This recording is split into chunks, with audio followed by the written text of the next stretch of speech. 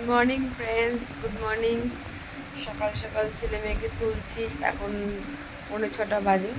তো এখন আমার ছেলে মেয়েকে আমি তুলছি, দেখো কীভাবে তুলছি ওদেরকে ঘুম থেকে সকাল সকাল। বাবা বাবা, গুড মর্নিং, গুড মর্নিং। দে হাসে। ওঠো, রেডি হবা তো? ওঠো, রেডি হবা না?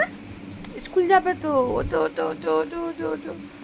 মাম্মা পেয়ার, সকাল সকাল তোমাদের দেখাচ্ছি মাম্মা পেয়ার। মাম্মা মাম্মা লাভস। আর এই দেখো, এই যে পুচকি মাম্মা। উড়ি বাবলে, উড়ি বাবলে, ওর চেহারা দেখলে ভয় লাগে, এই জন্য খুলে না যায়। মা, মাম্মা, ও মাম্মা, স্কুল যেতে হবে, ওঠো। গুড মর্নিং, ওঠো। Good morning, good morning, good morning. আমার বাবান উঠে গেছে, দেখো ফ্রেন্ডস, আমার বাবান উঠে গেছে। যে কাঁথা মুড়ি দিয়েছে, কাঁথা মুড়ি দিয়েছে। আবা এদিকে এদিকে এদিকে এদিকে এদিকে দেখি, দেখো সবাই রেডি হয়ে চলে যাচ্ছে স্কুলে। Good morning, good morning. এইভাবে ঘুম থেকে তুলতে হয় আমার। যারা ভাবো যে সকালে স্কুল খুব ভালো, মর্নিং স্কুল খুব বেস্ট, তাদের জন্য বলছি না বন্ধুরা, ভুল করো, মর্নিংয়ে ভর্তি করো না। আগে নিজেকে উঠতে হবে। 6:10 বেরোবে, আমি উঠেছি 5:30। এবারে আমার কাজকর্ম করে মুখ টুক ধুয়ে আবার আমার এদের তুলতে হবে, রেডি করতে হবে। বুঝেছো ফ্রেন্ডস? তাই মর্নিং স্কুলে পড়াটা কিন্তু খুব টাফ, তাই না বাবা? হুম, গুড বয়রাই মর্নিং স্কুলে পড়ে, তাই না? তুমি গুড বয় তো? বাবা ওঠো, ওঠো, ওঠো। আর একজন ঘুমোচ্ছে, যে স্কুলে নিয়ে যাবে সে ঘুমোচ্ছে। এই যে কাঁথা মুড়ি দিয়ে। এই কি গো, ওঠো।